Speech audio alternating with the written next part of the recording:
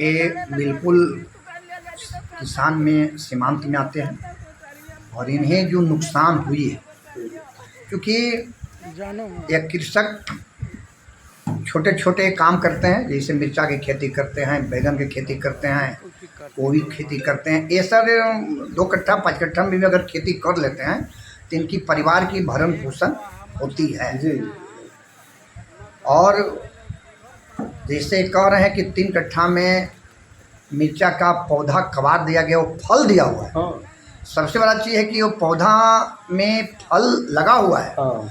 और 2-4 दिन में वो फल टूटने के बाद इनको 60 से 10,000 रुपया के आसपास में इसकी बिक्री हो सकती थी। हाँ।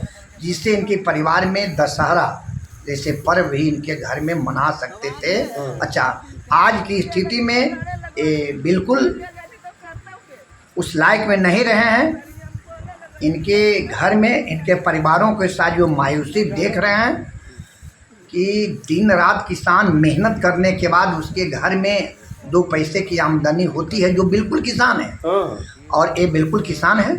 इसलिए मैं अंचल अधिकारी नारदीगंज से जाकर मिलूंगा और उन्हें कहूंगा जो उचित मुआवजा हो इन्हें मिलनी चाहिए। अभी नारदीगंज थाने में भी इनका लिखित आवेदन शिकायत दिया गया है। प्रशासन से आप क्या कहना चाहेंगे? अभी हम प्रशासन से बात किए हैं। प्रशासन बोले हैं कि हम अगले 1 घंटा के अंदर हम स्पॉट पर पहुंच रहे हैं। और हमने उनसे कहे हैं कि आप अनुसंधान आकर इस मामले का करें और जो इसकी दोषी हो उस पर FIR होनी चाहिए। यहाँ 2 बार हम यहाँ आ चुके हैं जी। सुबह हम क्योंकि नारदीगंज पूर्वी मंडल अध्यक्ष हैं भाजपा का जी। हमारे दिलीप जी बड़े भाई भी हैं और भाजपा का मंडल मंत्री भी हैं। हमने फ़ोन किया, सुबह फ़ोन के नींद यही कि हमको उठाएं कि हमारे पास ऐसा घटना हो गया कि मेरे खेत में सारा मिर्ची का पौधा कबाड़ का फेंक दिया गया। और सुबह आए तो हमको आँख से बड़ा आंसू आया।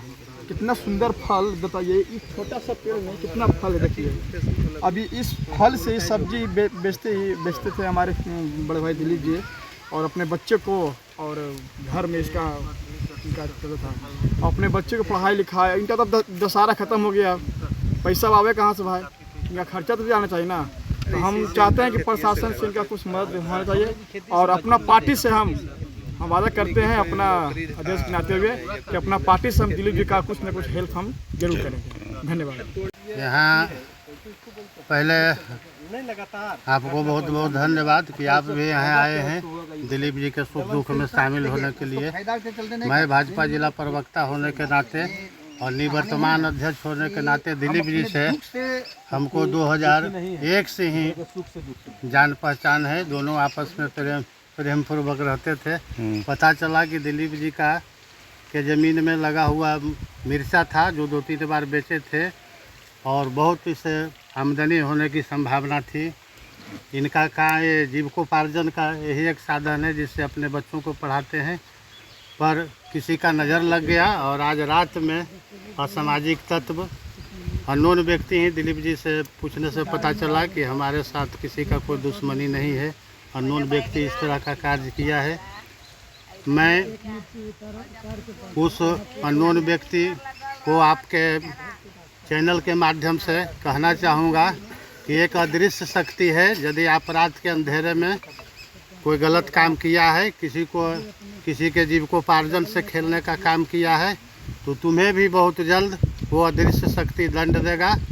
और मैं अन्य लोगों से भी जो इस तरह का अंजाम देते हैं, दिलीप जी बताए कि इस तरह का अनेकों घटना 6 महीना साल भर पर घटते रहता है, कभी मेरा फसल, कभी उसका फसल, कभी उसका फसल।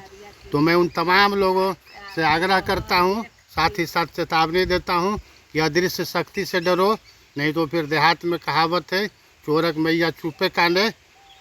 तुमको वो अदृश्य शक्ति अंजाम के करीब ले जाएगा। फिर तुम नहीं कहना कि कोई आदमी आया था और दिलीप जी के खेत में इस तरह से कह करके गया था। बहुत बहुत धन्यवाद।